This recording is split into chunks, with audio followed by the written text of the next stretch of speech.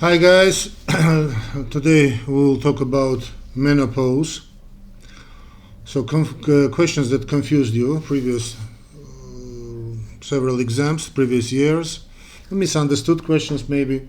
So let's go. So first point that the defining moment is a retrospective. So natural menopause, of course we talk about natural menopause now, is clinically defined as the cessation of menstruation for 12 consecutive months, reflecting the depletion of ovarian follicles. The average is around 51 years, but the range is wide, not typically 45, 55 years. So what is clinical importance of that? This retrospective definition means clinicians diagnose menopause after it has occurred. This is vital because the preceding phase, perimenopause, can last for years and is often characterized by fluctuating hormones, irregular cycles at the onset of symptoms. Patients need guidance and symptom management during perimenopause, not just the final menstrual period. This is one point. Next point about follicle-stimulating hormone, FSH. FSH rises before estrogen plummets. As ovarian reserve declines, the remaining follicles become less responsive to follicle-stimulating hormone. So the pituitary gland, hypothesis. The pituitary gland compensates by increasing FSH production in attempt to stimulate ovulation. Therefore, elevated follicle-stimulate hormone levels are an early endocrine sign of diminishing ovarian function after preceding a consistent drop in estradiol. What is clinical issue of that? While menopause is primarily a clinical diagnosis, measuring FSH can sometimes be helpful, especially in cases of diagnostic uncertainty. For example, women with hysterectomy without oophorectomy, younger women with irregular cycles. However, follicle-stimulate hormone levels fluctuate significantly during perimenopause. So a single measurement isn't definitive. Relying solely on follicle-stimulating hormone can delay diagnosis or misinterpret the stage of transition. Next, vasomotor symptoms, VMS, famous VMS, can persist for many years. Hot flashes and night sweats, collectively known as vasomotor symptoms, VMS, vasomotor symptoms, affect up to 75-80% of menopausal women. While previously thought to be short-lived, studies like SWAN, Study of Women's Health Across the Nation, shown the median duration of frequent VMS is over 7 years, and for some women they can persist for more than a decade post-menopause. Why so important? Understanding the potential longevity and significant impact of VMS on quality of life, including sleep disruption, mood changes, and reduced productivity. It's critical. Clinicians should proactively ask about VMS and often evidence-based management, including lifestyle modifications, non-hormonal therapies, and menopausal hormone therapy.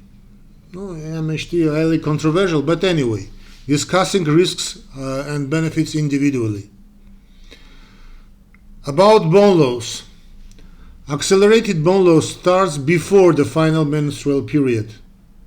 Estrogen plays a crucial role in bone homeostasis by inhibiting osteoclast activity, cells that break down bone. Significant bone loss begins during late perimenopause due to fluctuating and decline estrogen levels, accelerating in the first few years after the final menstrual period. So why it's so important? This highlights the importance of early conversations about bone health. Risk assessment of osteoporosis should begin in perimenopause. Clinicians must counsel patients on preventive measures, adequate calcium and vitamin D intake, weight-bearing exercises, the most important, drinking water, smoking cessation and limiting alcohol. Dual energy X-ray absorptiometry (DXA). Dual energy X-ray absorptiometry screening should be considered based on risk factors and age, generally starting at 65 or earlier if risk factors present.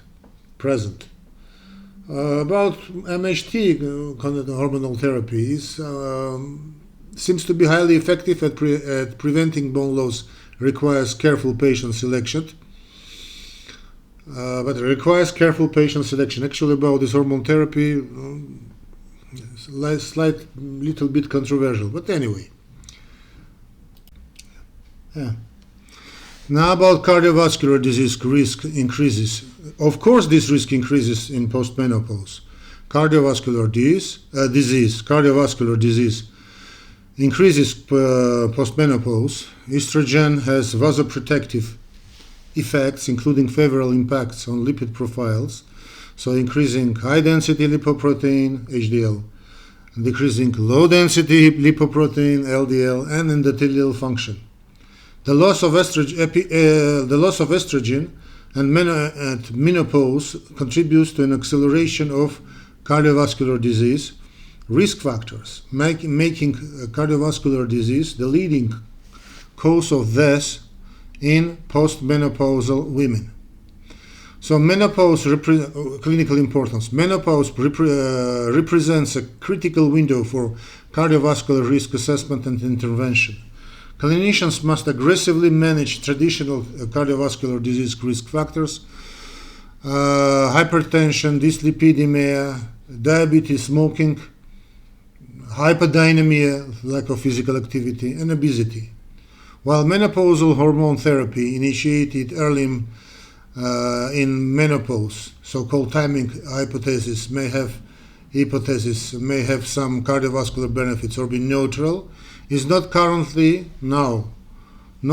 indicated solely, at least solely, for cardiovascular disease prevention due to complexities revealed by studies like Women's Health Initiative.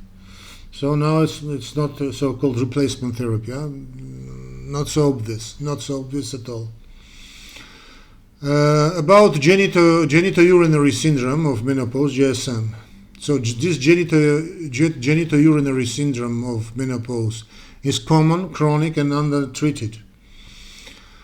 So this syndrome, GSM, encompasses symptoms related to vulvovaginal atrophy, dryness, irritation, itching, pain during intercourse, dyspareunia, and lower urinary tract symptoms, that is urgency, frequency, recurrent urinary tract infections.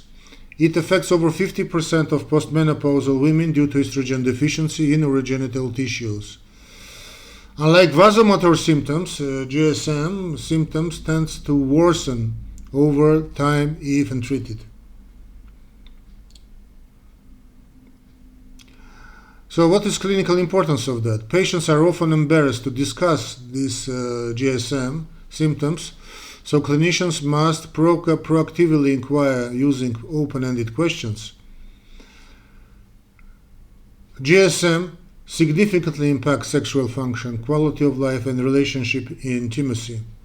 Low-dose vaginal estrogen therapy is highly effective, minimally absorbed systemically, and considered safe for most women,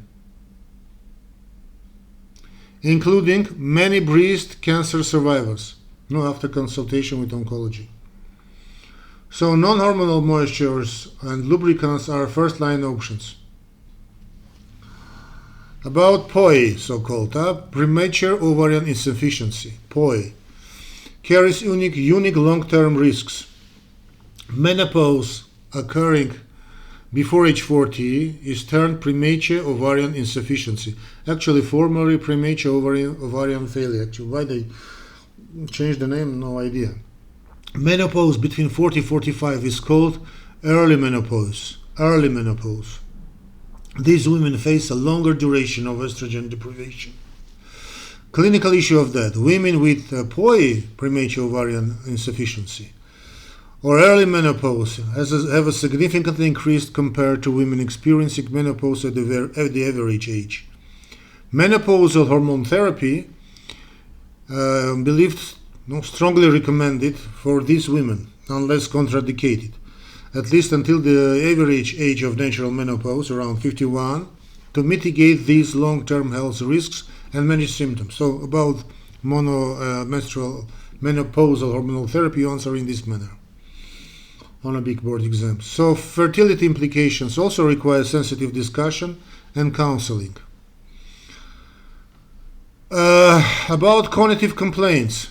Cognitive complaints, brain fog, cognitive complaints are real but complex. Yes, it's a brain fog.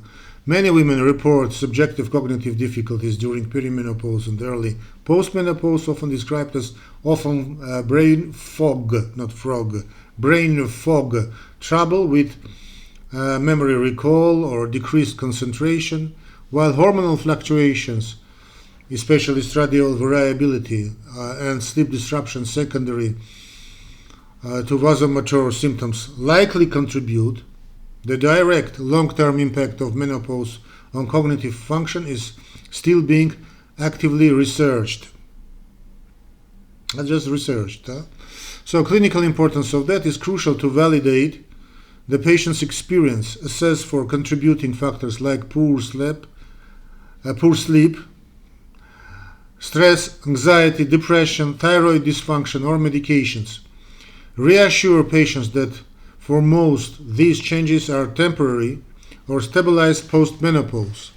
While menstrual hormone therapy might improve subjective cognition for some, potentially linked to improved sleep mood, it's not currently indicated solely for cognitive enhancement or dementia prevention. Differentiate these common complaints from progressive cognitive decline requiring neurological workup.